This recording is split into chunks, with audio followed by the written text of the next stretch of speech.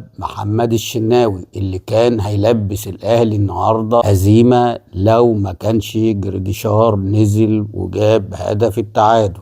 خطأ لا يغتفر، وده بقى عايزين نتكلم فيه دقيقة كده ولا دقيقتين بمنتهى الشفافية والصراحة. الماتش اللي فات اللي هو كان بتاع أفريقيا، الشناوي رفض يقعد لشوبير احتياط وقال لك عنده شد. دلوقتي الشد بقى راح، ودلوقتي ان انت بقيت زي الفل وتقف عشان ان انت هتقف ما ترضاش تقعد احتياطي. بصراحة أول مرة نشوف المهازل دي في النادي الأهلي بصراحة يعني، ومحدش يطلع ويقول لي انت مالك وانت مالكش. الكلام ده ما كانش بيحصل في النادي الأهلي. كان شوبير بيقف كان بيقعد له اكرام احتياطي، شوبير بيقف كان بيقعد له ثابت البطل احتياطي، واخد بالك. كان الحضري بيقعد ساعات لمصطفى كمال وساعات لشوبير كده عادي، مفيش اي مشكله. انما انت اولا المستوى ضايع، ولولا الاعلام اللي هو دايما في ظهرك والله العظيم ما تلعب منتخب مصر ولا تلعب اهلي.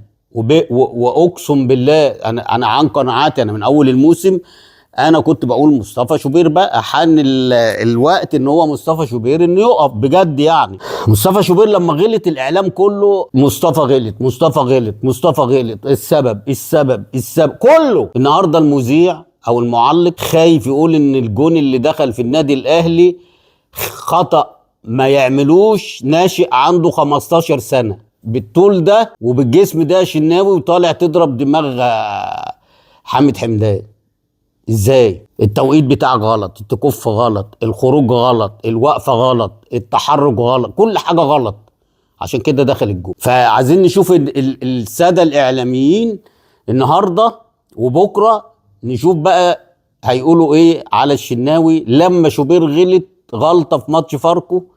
الدنيا قامت وكان كسب ساعتها الاهلي 4-2 ما تعادلش، واخد بقى. ماشي ماتش اللي هو بتاع مودرن اول الموسم، الغلطه اللي هو غلطها بس مش هو ده، هو باصاها للراجل اللي هو كريم فؤاد هو اللي الباصه بتاعته هي اللي كانت غلط، هو ملوش ذنب لان المدرب مديله تعليمات ان هو يلعب برجله فبيلعبها الاقرب واحد برجله. انا مالي بقى التاني غلط، انا مالي. بس هم حملوها شوبير لان هم اصلا الناس دي في دماغها حاجه من ناحيه مصطفى شوبير، ماليش دعوه بابوه، انا بتكلم على مصطفى شوبير. ويا كابتن حسام ايه رايك بعد مستوى احمد الشناوي المذهل في الكام بطوله اللي خدها فريق بيراميدز والسبب فيها احمد الشناوي؟ حان يعني حان الان بقى ان الراجل ده تجيبه ويقف رقم واحد، انما مش هتقدر. وانا عارف ممكن تضمه انما مش هيلعب.